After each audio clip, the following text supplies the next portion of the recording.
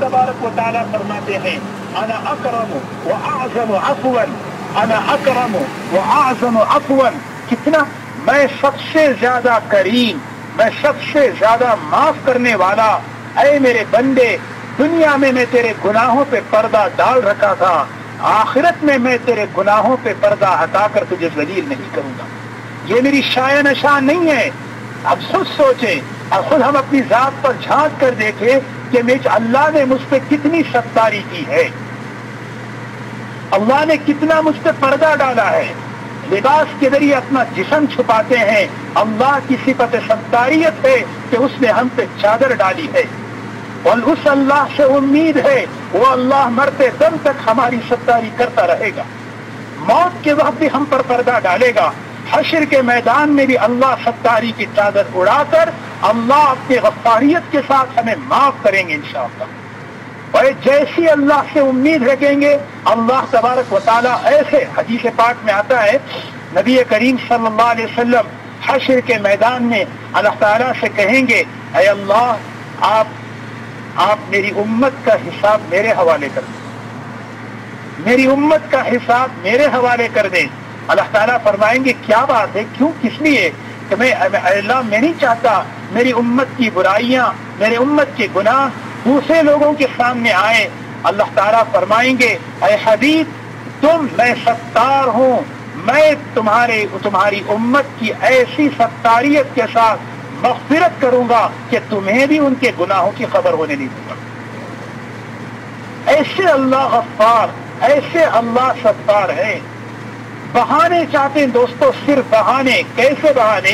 इमाम कुर्तुबी ने एक हदीस नकल की है, नबी करीम सल्लल्लाहु अलैहि वसल्लम ने फरमाया क़यामत के दिन हश्र के मैदान में एक शख्स ऐसा होगा जिसके पास एक नेकी की जरूरत होगी सिर्फ कामयाबी के लिए। कितने? सारा एक नेकी अगर मिल जाए पढ़ना भारी हो गया। ये सारी जो हदीसें हैं ना, ये अल्लाह के रसूल सल्लल्लाहु अलैहि वसल्लम ने हमें उम्मीद दिलाने के लिए, अल्लाह से अपना ताल्लुक और सुलह करने के लिए। हुकूमत किसी मुजरिम को माफ करती है ना, तो सिर्फ माफ करती है। अल्लाह जब किसी बंदे और बंदी को माफ करता है, सिर्फ माफ नहीं करता, बल्कि अल्लाह तबारक व तआला अपना दोस्त, अपना महबूब बना के माफ करता है। मूसा अलैहिस्सलाम के जमाने का वाकया है, बहुत ही अय्याश और बदकार, सियाकार, खताकार, सारे बस्ती वाले उससे तंग आ गए, उसको धक्का दे के बस्ती से बाहर निकाल दिया। हम सोचें, बस्ती वालों ने उसको बस्ती दे, भूखा परेशान। हदीस में आता है वो खाने के लिए कुछ नहीं, पीने के लिए कुछ नहीं, मौत का वक्त आया, दाएं बाएं कुछ नहीं, आसमान की तरफ निगाह उठाई, कहता है ऐ अल्लाह, न खाने के लिए कुछ है, न पीने के लिए कुछ है, बस्ती वालों ने तो धुतकार दिया, अब मैं तेरे दर पे आया हूँ, अगर तू भी मुझे धुतकार दे तो कौन मुझे अपना बनाएगा। ये कहकर उसने उसका इंतकाल हो गया। इधर मूसा अलैहिस्सलाम को वही आई कि ऐ मूसा, जंगल के फला हिस्से में हमारा वली इंतकाल हुआ है, उसकी जनाजे की नमाज पढ़ना है और बस्ती में ऐलान कर दो, जो भी उसकी जनाजे की नमाज पढ़ेंगे हम उसकी मग़फ़िरत कर देंगे। बस्ती वाले मग़फ़िरत तलाश करने के लिए मूसा अलैहिस्सलाम के पीछे चले। जब चले तो देखा, अरे ये, इसको तो हमने धक्का दे दिया था, इसको तो हमने भगा दिया, ये कैसे?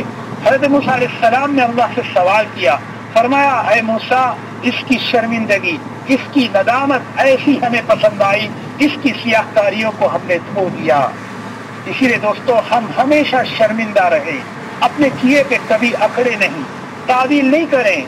बड़े से बड़ा गुनाह हो जाए फौरन ऐ अल्लाह, मैं कमजोर हूँ, मैं गुनहगार हूँ, मैं सियाहकार हूँ, बस तू मुझ पर सत्तारी का मामला कर, मुझे माफ करके हिदायत की राह मेरे लिए कर। ऐ अल्लाह, अपने मुझे जिंदगी के बदलने के लिए मेरे रास्ते आसान कर।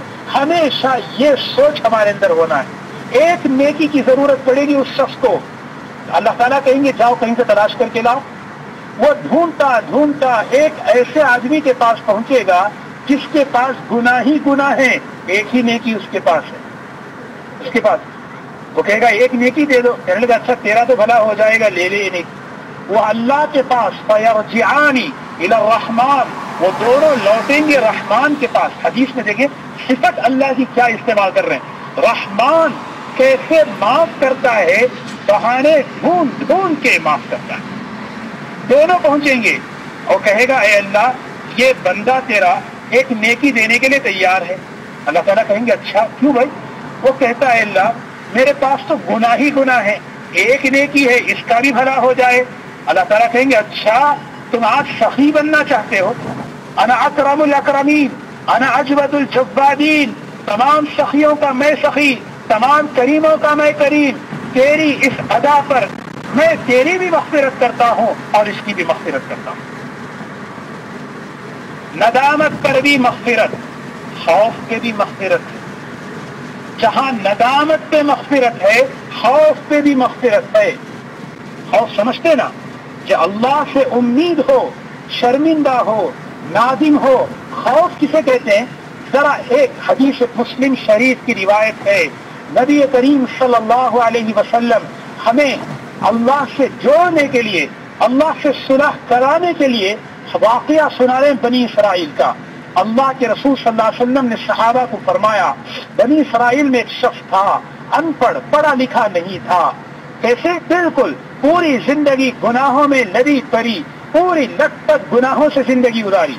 موت کا وقت آیا تو ڈرنے لگا. کیا ڈرا؟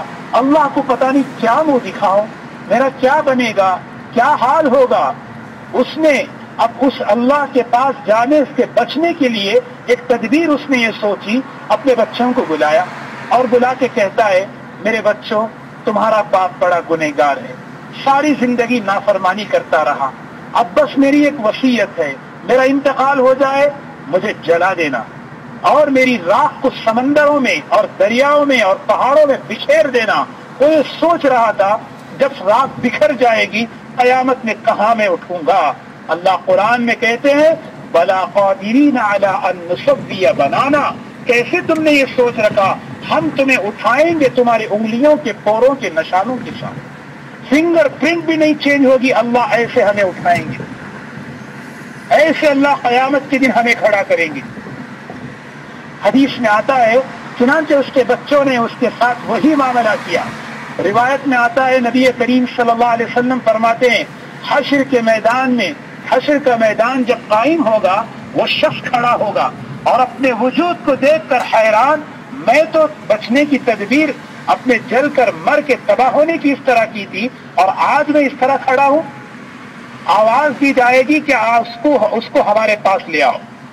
فرشتے اس کا نام معلوم کر کے اس کو اللہ کے پاس لے آئیں گے. جیسے ہی وہ اللہ کے پاس اس کو لے جائیں گے اللہ تبارک و تعالیٰ اس سے کہیں گے میں نے تیری مغفرت کر دی، جا جنت سے چلا جا. مسلم شریف کی روایت ہے وہ شخص پریشان، حیران، اے اللہ یہ میرے لیے مغفرت ہے، میرے لیے معافی ہے. حدیث پاک میں آتا ہے اللہ تعالیٰ کہتے ہیں کیوں کوئی شک ہے؟ نہیں میں سوچ زندگی بھر گناہوں میں نافرمانیوں میں گزری، مجھے سمجھ میں نہیں آ رہا کون سا عمل میرا ایسا ہے جس پہ تو نے مجھے معاف کر دیا. اللہ تعالیٰ کہیں گے میرے بندے بتا تو نے اپنے بچوں کو جو وصیت کی تھی وہ کیا کی تھی؟ وہ بندہ کہے گا اے اللہ تجھ سے ڈر کے بس تیرے پاس کیسے میں آؤں شرمندہ ہو کر، میں تجھ سے ڈر کر میں نے وہ وصیت کی تھی.